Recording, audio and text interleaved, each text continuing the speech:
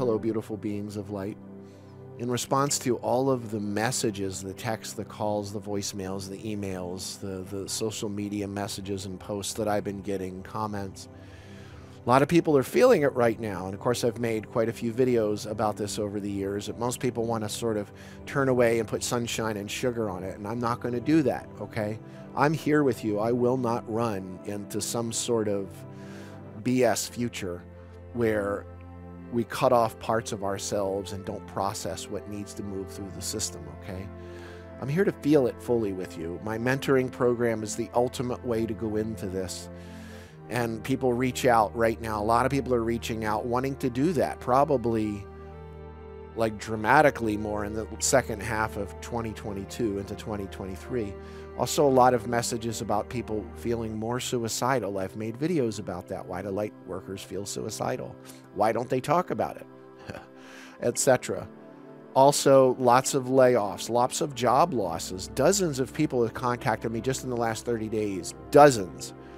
Telling me that they've lost jobs, layoffs, some with people who've been in jobs for decades.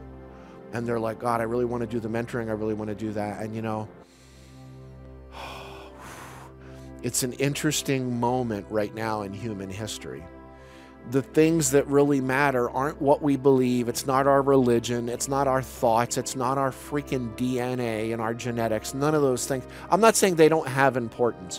What I'm saying is when, in the words of Dr. Michael Rice, the stress is up and the chips are down, when the stuff really hits the fan, none of that really means anything. What means something is how open and willing you are to allow energy to process and move through your system by breathing into it. The video I put up, and I'll link to it in here, when my beautiful bride, Loretta, I thought I was going to lose her when beautiful little Eowyn was born on June 1st of last year. It was 2 days ago was Eowyn's 10-month birthday, so it's been almost a year. None of what I believed religion, study, none of the thousands of books, none of all the memorization, none of that meant a damn thing in those moments that Loretta's blood pressure was dropping so much, and the only word she got out was, I'm fading. And the world looked like it was closing in around me. None of that stuff meant anything. My genes, my thoughts, my feelings, my religions, although I don't hold a religion. What mattered was, can I stay open? Can I allow this energy to process and keep my breath moving? That's what mattered. And I want you to understand, light workers, way showers, it doesn't mean that you're out there with thousands of followers or something. What I'm saying is people who choose not to wallow in the mud, but instead, no matter how many times you are slammed down and have your face smeared down into the earth, that you still stand up and you keep going. It's never been more important than it is right now. You know, all of a sudden I've got Stephen Greer coming into my mind, who's been making a lot of great work, videos, films about extraterrestrial contact. I don't care if you believe in it or not. But what's intriguing is, you know, he was in a conversation with some federal officials, actually. I think he was even in Washington, D.C. And they asked him a question. And it's a question that I really understood in one of his last CE5 films that he put out. And they asked a question of him that I related to on a deep level. I'll get to that in a second, but let me put it this way. People don't think often about the powers that are against what I'm doing. Not only just I'm going to be blunt, the dumbasses and the idiots that put stupid comments on my videos or walls or something like that don't have a clue that they don't know. And that's what makes a lot, those are just dopes, but there's a lot of people that really feel they know a lot about Christianity, though they've never actually studied it. They only get it from church resources. And they think that they know, even though they don't have the slightest clue, which makes them a little bit dangerous at sometimes. I get the death threats. My family has been threatened, my children. People don't think about that. They don't think about the fact that there's dark forces other than just human forces that don't want me to put out what I'm revealing. Not just about the matrix of the Jesus stuff, but also about personal empowerment. And if not for my peeps, my legion, my guides, and others of my legion that are deflecting and refracting, an interesting thing, not just deflecting, but sort of recirculating and refracting the darker energies coming so that they can actually be reconsumed, recycled, and used in an empowering fashion. Without them, I couldn't do this. I would have been dead a long time ago, and it would have been an accident. Somebody would have accidentally backed over me 10 times. My point in that is this. There's a lot of forces against what feels like doing the right thing and doing what is inherently an expression of goodness, okay? Now, there's this place where, in the one film where they actually, this is several years ago, this federal guy asks Stephen, or he says to him, he's like, you know, there's one thing we can't figure out. Why haven't you killed yourself? And as soon as they say that to him, I'm like, please don't take the camera off him. Don't take the camera off, because I related to that, because I get that question a lot. Why haven't you killed yourself? We've been trying to get you to kill yourself. And they didn't. They left the camera on Stephen, and he really felt into that. And you can see the emotions welling up.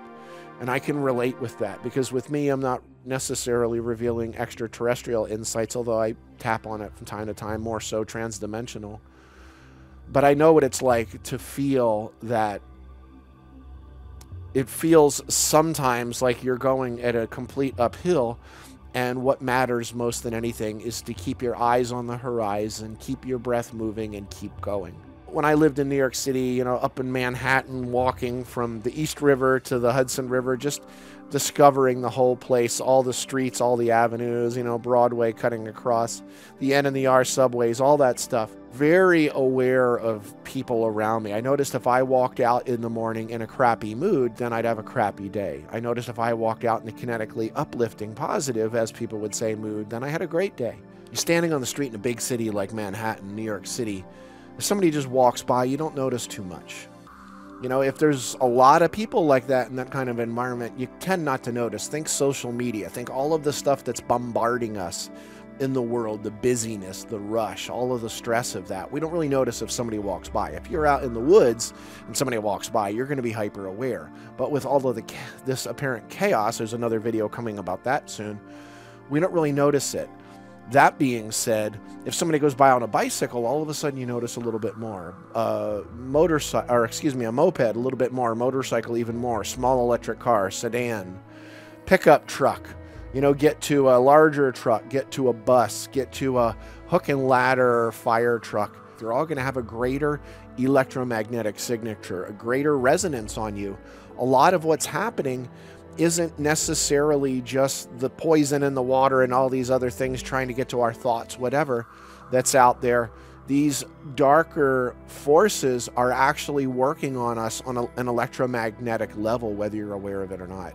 And you may not be aware of it when it's just somebody walking by, that kind of a level, but when all of a sudden this massive thing, you're feeling it and you're thinking it's because of what you're thinking or what you believe or your religion or any of those things, or your genes, your genetic, what, all this stuff, all the things that are going on. And it's all great, you know, that all has an importance on some level, but you are not what you think. Every thought you've ever had is nothing but a delusion of a separate mind that doesn't exist in the first place. You're not your genetics. You're not that simple frame. You are none of these things. Am I saying they have no importance? No, I'm not. What I am saying is there is a field beyond that where none of those situations mean anything, and you are truly in the knowing and the realization that you are the divine, the undivided, manifest right here, right now, in this present moment. And the more open you can be to that, the more you can allow these energies to resonate, move through the system. What do? Allow it to move in. You may feel some burning. You may feel the effervescence. Allow that to move through the system. The more you can do that, the more you allow yourself to process these intense energies, the more you will stay in the realization that what I am looking for is what is looking. Not what I'm thinking, but that which sees through me is the infinite. Above all else, stay open and keep going, because you are never, ever alone.